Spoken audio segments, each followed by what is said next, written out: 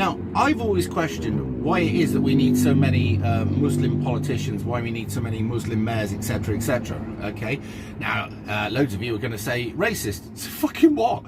I don't care what you say. What I will say is this: watch this video. Iram Ali, hello. Sorry to bother you. Ben from GB News. Yeah. Been trying to get hold of you for a few days. Just Yeah, I'm wanted not to fancy a quick interested. chat. If I was, I would have returned your call. How much money have you made from fixing Home Office applications for illegal migrants? Can you tell us? You said, have no fear, Iram Ali is here. I'll help anyone who is illegal without a valid visa or anyone who's overstayed their visa using human rights loopholes. You charge £1,500 for business sponsor licences. Is that what's paid for your nice Mercedes with a private number plate? Is this Labour policy to do what you're doing? Have you got anything to say? Do you want the boats to stop? Now, you can see that that woman blatantly doesn't care a shit. She's all about getting more and more Muslims into this country. Why? What is the purpose? Because the thing is, and the stuff that I've learned since I've been doing YouTube and interview people, and people have come to me to tell me what they think, is that many Muslims don't want all these Muslims coming in. Some of them have said, it's like this: the Muslims that came over here legally in the past were the thinkers, the doers, the ones that made an effort, the brighter, call it what you like. They were the ones that came in, and they were trying to get away from a country that they saw as corrupt. They saw it had many, many problems, and they looked to Great Britain as a bastion of hope, where actually, if I do work hard, I might actually be able to do better for myself, and that there is law and order, and there's all these other things. But now, what's happening is, the bottom of the food chain, as they put it, not me, all right? These are the people of lower IQ. These are the people that are possibly escaping crime, etc., back home, and this has been proven already, are now coming to this country wholesale, and you've got NGOs who are facilitating their movement all the way across Europe and helping them over here. And then when they get here, they get involved in criminality. Most of them aren't escaping war. And this Labour politician wants to basically circumnavigate through what she said, through their human rights. Okay, basically find loopholes within the human rights to make sure they stay. These people that would have otherwise failed with our system, because you have to meet criteria, you have to be able to tick the boxes off to make sure that you could stay, otherwise you don't. The rules are there for a reason. But this woman is corrupt. She's bent, she's on the take, she's making good money out of this, and quite frankly, why is it we are overrepresented with BAME community within politics? Because if you look at the percentage of BAME, you look at the percentage of Muslim, you look at the percentage of coloured people, or whatever you call them, I don't care, right? Why? It isn't accurate. And I can't help but think that many of them are making their ways into power, because they've already said that if, say, for instance, Islam, its representatives made up 50% at least of our government, very quickly they'd vote on changing everything, and we would go to a Sharia law country. They've said this, not me, all right? So, I don't know what you think, but I fucking despise this woman for what she's doing. Before any of you get the ump and say, oh, you hate her because she is this or that, or the colour of her skin. No, I hate people individually. There's not many people I hate, because hate's not actually that good for you. However, individually based, I will decide whether somebody's good, somebody's bad, because, believe it or not, I knew a guy since I was 14, 15, who they owned a Indian restaurant. They were Bengali, right? And he's lovely. He's invited me around to his house to work out and stuff like this. And he is lovely to me. He knows my stance, but he is lovely. So that's my personal experience. My personal experience of the ones that I've met, right, through my personal life, are generally positive. However, what I look is what happens wholesale when they get into an area, and what they then start doing, because they're easily bullied. So that's another thing you need to think about. If you're actually thinking about the good of these people, think about this.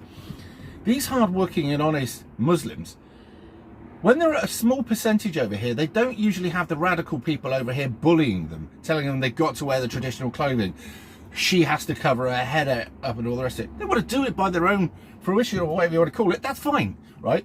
But the radicals come in, and then they bully the rest of the Muslims into being well, going back to the Dark Ages, basically. Whereas many of them you would have seen in the past lived quite westernized life. An example of this would be, if you looked at Iran and Iraq during the 60s, if you get some pictures, which they are up on the internet, you'll see many beautiful women walking around in westernized clothes, miniskirts, etc., showing off just how beautiful those women were. And they were, by the way. And the place looked vibrant and it looked lovely. But like we did back in the day, I believe, was it Iran? Yeah, I think it was Iran. Their leader was starting to go towards making friends with communism. So CIA didn't like this. Anyway, I believe, and I'm going to try and recall the name, he'll come to me in a minute. One of these radical leaders said, look, it's like this. He said, I'm with the capitalist way. I'm not for that commie stuff.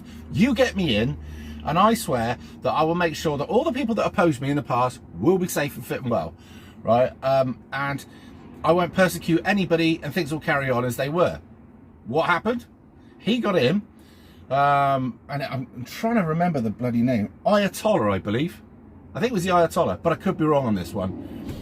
My brain's not working too well on this one. Anyway, he got in. Within a week, all of the people that had gone against him, he had them executed. And then things went right back to the Dark Ages. And there was all sorts of troubles in the place. And I think probably the CIA kind of regretted like backing him up, but the CIA is a business and the CIA was all about protecting its interests, so there you go. But when radical Islam gets into a place, it makes all the people under Islam miserable. Now, when we wholesale import these people into our country, in with them, apart from the criminals and the rapists and the people escaping prison sentences and all the rest of it, the ones that all leave their wives behind and their kids behind, because all of them, they do. I mean, there's another thing.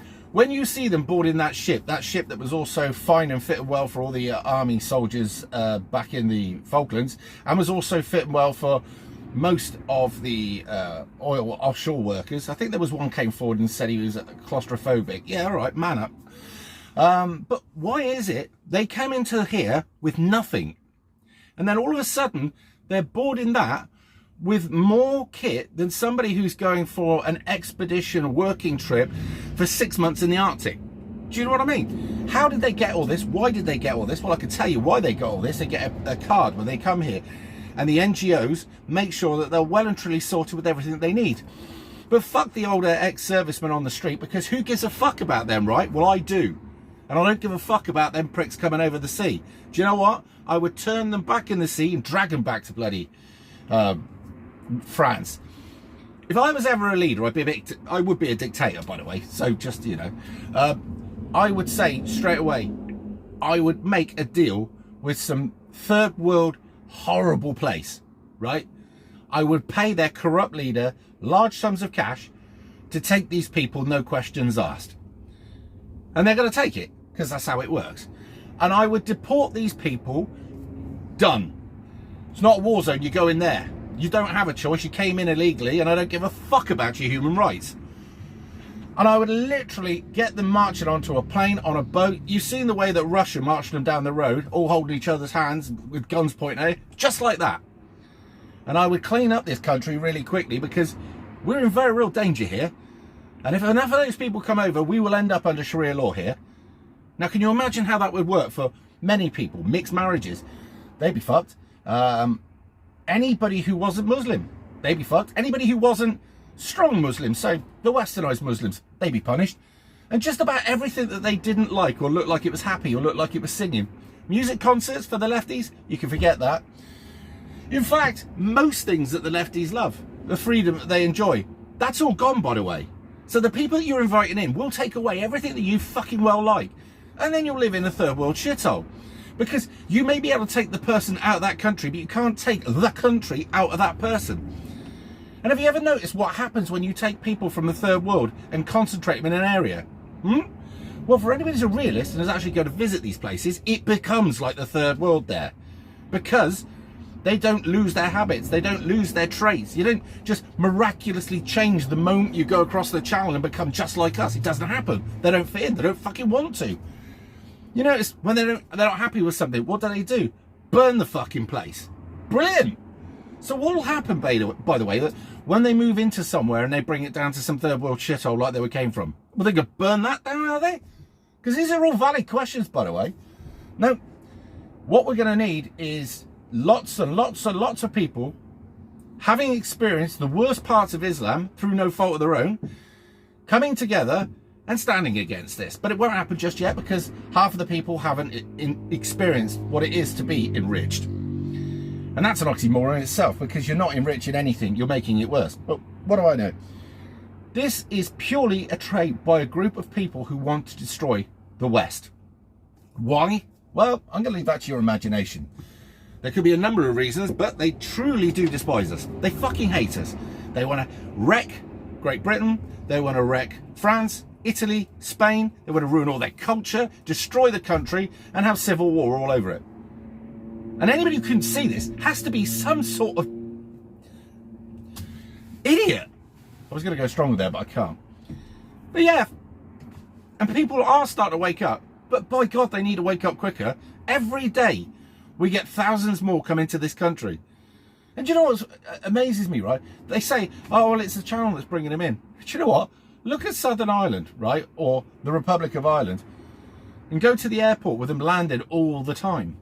Who's paying for those flights? And then the worst of it is, what they do is they flood into the Republic of Ireland and then they just walk over the border. And they're in to Northern Ireland, which is part of Great Britain. And when they're in there, well, God knows, but they don't want them. Do you know what's amazing? Because I have spoken to some quite colourful people in my time who, in their history, knew people who were part of the struggle, we'll put it.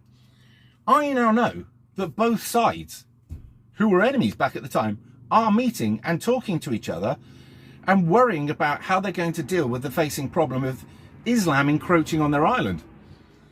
So, in some weird and strange way, Islam might bring the people of Ireland back together. But it'll only bring them back together to deal with the fight or the trouble that Islam is going to bring, because it is not the religion of peace.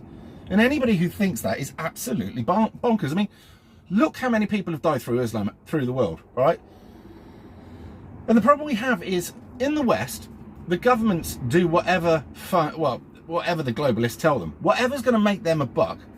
So, not only have we been over to the Middle East and caused lots of trouble and war, right, under the name of democracy and giving them freedom, and that's an absolute laugh because we don't do either, right? These people hate us because we fucked their country up. And I'd hate us too if somebody had come over to my country and fucked it.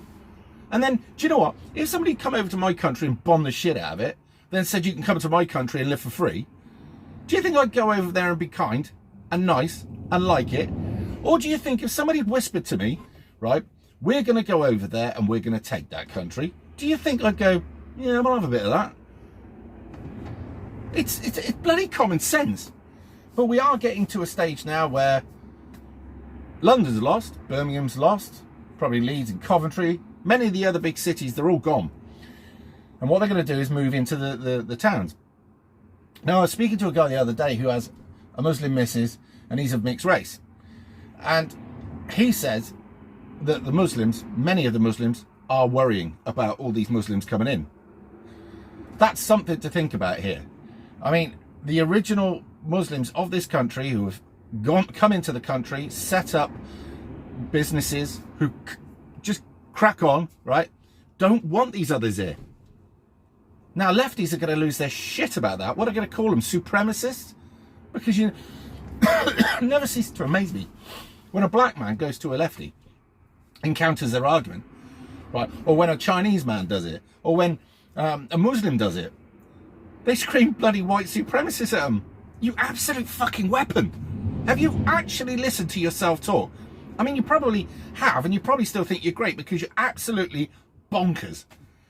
But we have seriously sick, twisted people at the very top who control the lunatics. They control what we see. When anything bad happens to do with Islam coming into a country, it's covered up.